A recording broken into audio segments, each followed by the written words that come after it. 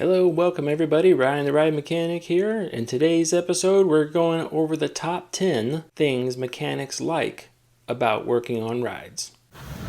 Now get ready. Here we go. Alright, so you like going to parks and riding on rides. Mechanics like to go to parks to get paid to work on rides. It's a nice little bonus feature. We're going to go over some top 10s of why mechanics like to work on stuff. It's some of the little perks and benefits of the jobs. And while you're here, you might as well go ahead and like and subscribe if you want to see more videos like this. And if you don't want to like and subscribe or don't want to watch more videos like this, I don't know what to do. Probably just keep watching. Because you're probably on autoplay at this point in time. Did you fall asleep? Did you fall asleep? Wake up. Your boss is watching. Your boss is watching. Hey, your boss is coming. Hey, minimize me down in the corner. Hurry. Okay. Boss could be the wife too. The wife's coming. Don't let her know you're watching another ride video. Don't do it. All right, here we go. 10 things ride mechanics like about working on rides. These are in no particular order, so we're just going to start off at number 10 and say one of the things is that it is so nice to work on a ride where the manufacturer actually thought about maintenance ahead of time. And you would think that's kind of a weird statement, but so many manufacturers don't provide little things to do maintenance on their rides. They build things in a really weird way, makes maintenance really hard. You say, like, why would you do that? I don't know why you do that. A good example is a B&M coaster. Almost all of them have train bays off to the side where you could roll the train into a work bay and work on it. You can get all the road wheels, all the guides, all the upstops. You can do everything to that train, including rehabbing it like I used to do, right in that train bay. There's nowhere else to put it. On the other hand, you go over to a like Boomerang or something like that, a Vekoma, and they typically, it's not a guarantee, they typically don't have train bays sitting over there. So the only way to work on it was with everything on the track, which means that your daily inspection to check the road wheels and make sure they spin fine, you now have to use a special tool to lift up the coach on that corner to get the road wheels off the track, to check the backlash in the bearing and spin the bearings, which is not necessarily a bad thing, but it's a little more complicated. So working on a ride where the manufacturer actually thought ahead of time in maintenance is just the most amazing thing when you actually have to work on them. It's a great feeling. Number 9 is networking with other people. This is a kind of an odd one also as well, because you'd say, well, what's that have to do with anything? It's so interesting to work on a ride of any type. Something that's kind of a cookie cutter ride, like you can say like a Boomerang. I've had lots of experience with this one. I work on the Boomerang, and then I went to an AIMS seminar, AIMS, B-A-I-M-S, Amusement Safety, basically. And I went to an AIMS seminar, and we talked with other parks from all sorts of, Six Flags, Cedar Fair, like everybody was there. And you find other people that also work on boomerangs, and it is just so amazing to hear what people's problems are, how they've got around things, how they fix things on them. And you can meet some of the manufacturers. You could talk with people like, hey, why is this on this thing? And they can give you the reason why it is. And sometimes it blows your mind as to what happened. But networking is a really fun thing to do, and you get to kind of get out of your comfort zone.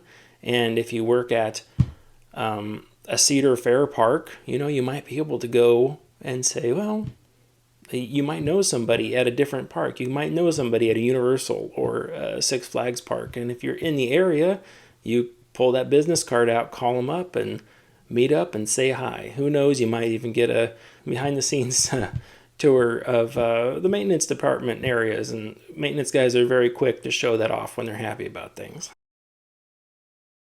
Number 8, not quite too much about rides, but it happens a lot. People watching is fun to do. And just sit around when the park is running good, which means that you're not running around like a chicken with your head cut off. When the park's running a good and you're just enjoying time, you can walk out there and just watch people have fun. And you could just enjoy the good life, sitting around watching other people have fun. Watching people have fun is fun, surprisingly enough, but it is. It's a good thing to know because that's actually the fruits of your labor. Your hard work has actually paid off, and what you do matters. Number 7, you can ride a ride anytime you want to. Pretty much just walk up with your maintenance stuff, go up to the back of a ride, and just get on when you want to do it. Find an empty seat and get on the train.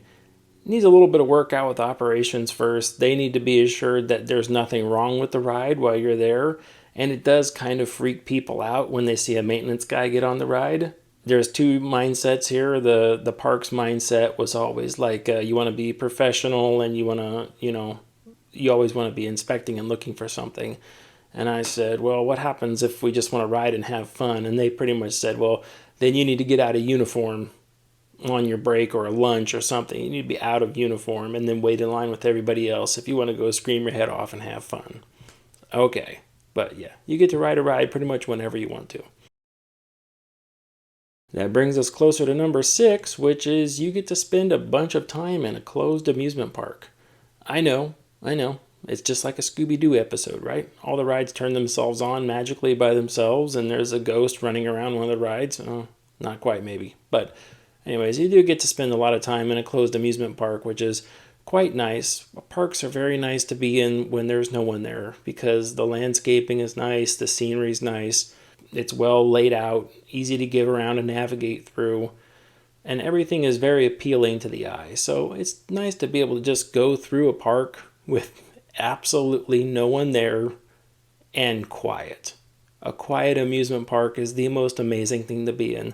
If you've never done it before and you go to a park and it's quiet, it's eerie. It feels like something is wrong, but after a while, it grows on you and you can just relax. And it's just like, this is nice. It's nice to be in a quiet park by yourself. Number 5, kind of selfishly, is you get to make stupid jokes. Like, people would ask me if I'm happy at my job. And I said, of course I'm happy. It's an amusement park. Amusement's right in the name. It's a bad joke, I know. Number 4 is the amusement park makes a direct impact on people's life, and that's really quite amazing to see. They made a really amazing video for us, and it was basically that they were trying to drive home the fact to all the employees there that you should never be rude or mean or snarky with a customer guest as they're in the park because you simply don't understand the reason why they're there. And some people come there just to have fun. Some people come there because they're trying to escape the crushing weight of their life caving in on them. Some people are there because they're celebrating. Some people are there because they've just had a tragedy that they're trying to get away from. The bottom line is you don't know, but the impact you make is real. People come in that gate happy, they leave happy. That's the way we want everyone. We want everyone to come in happy and leave happy. That is the number one goal at the end of the day. We're honestly not concerned with the money aspect of it because if people come in happy and they leave happy, those people will come back, they'll bring money with them. That part comes naturally. If you focus the park on trying to make money, it won't make money, it'll fail. But if you try to focus on making people happy, they'll come back. They'll spend money too when they come back, which is necessary if you want to keep your gates open. But yeah, making guests happy is really great. And it's quite amazing to see the impact you have. I still enjoy, it's one of the great memories I have of working there is you go up to a ride call. I say we went up to our premiere ride and it was down and it was just a basic fault. It was something that happened all the time. It might even been something like an air gates fault, like people leaning on the air gates. Yes, that's a real thing. You lean on the air gates too much, it opens a prox underneath, and then the ride shuts down because of it. And you go up there, and they've unloaded the trains. Everyone's stopped. Everyone's staring at you because here's maintenance now.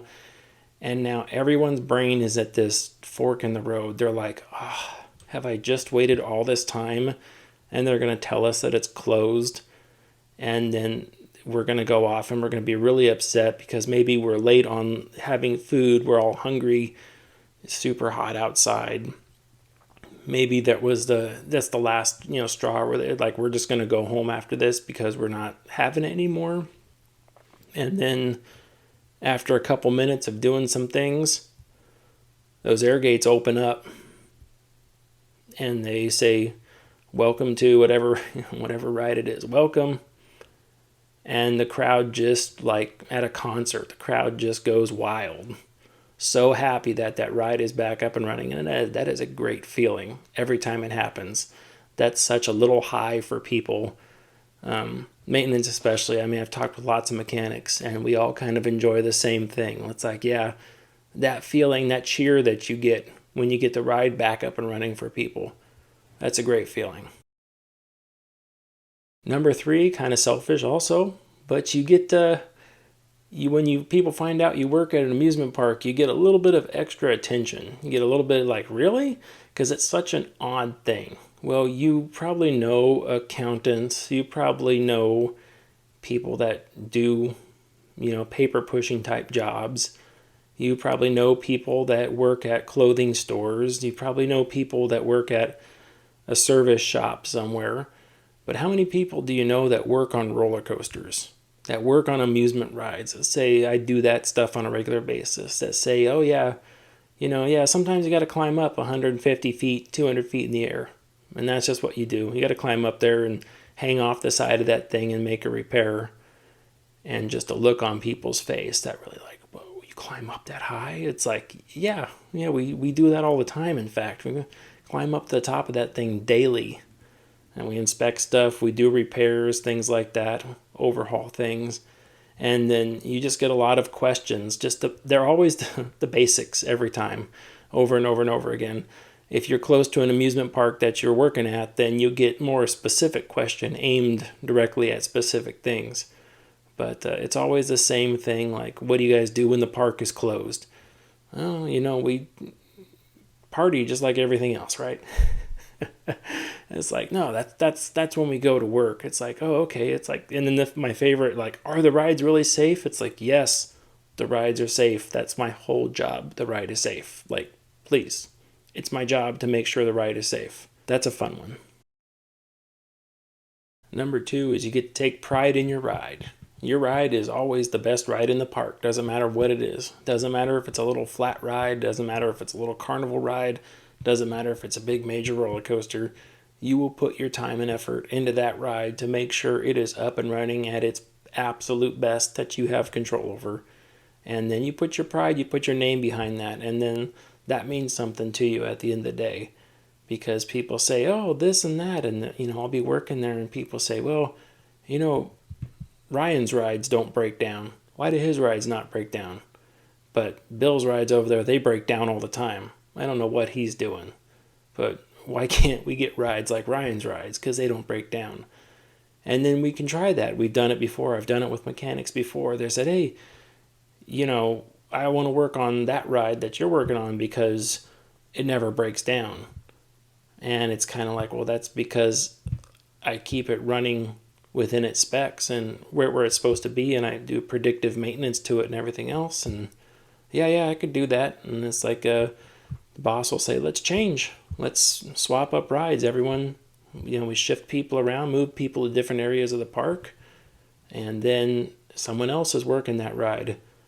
And then that ride starts to experience all sorts of problems and say, well, yeah, you got to do this and you got to do that and you got to do this. And that's in the manual. You're watching this over here. You're doing that over there. Hey, your boosters are out of alignment. Your brakes are out of tolerance. What's going on?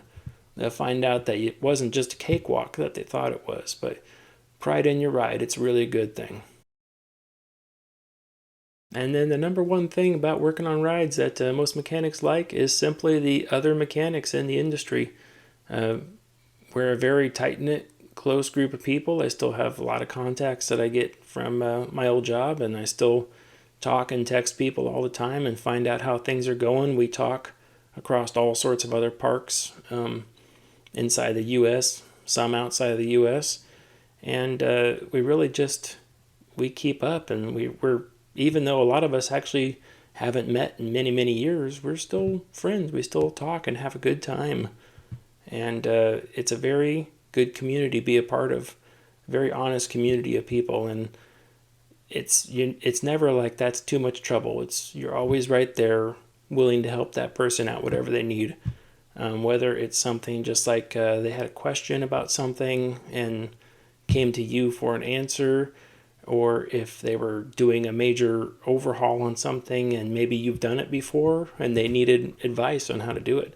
I've gotten, even though I don't work for an amusement park anymore, I've gotten plenty of calls from people from amusement parks saying, "Hey, you remember you did this?" And it's like, yeah. And they said, "Well, how did you do this?" And I've spent chunks of time talking with people on the phone saying, this is how you do this. You do this, you do that. And I'm recalling things that I did, 10 years ago. And I'm like, oh yeah, this is what you do. You got to do this and you got to do that. I'm walking people through their current repairs that they have to do right now.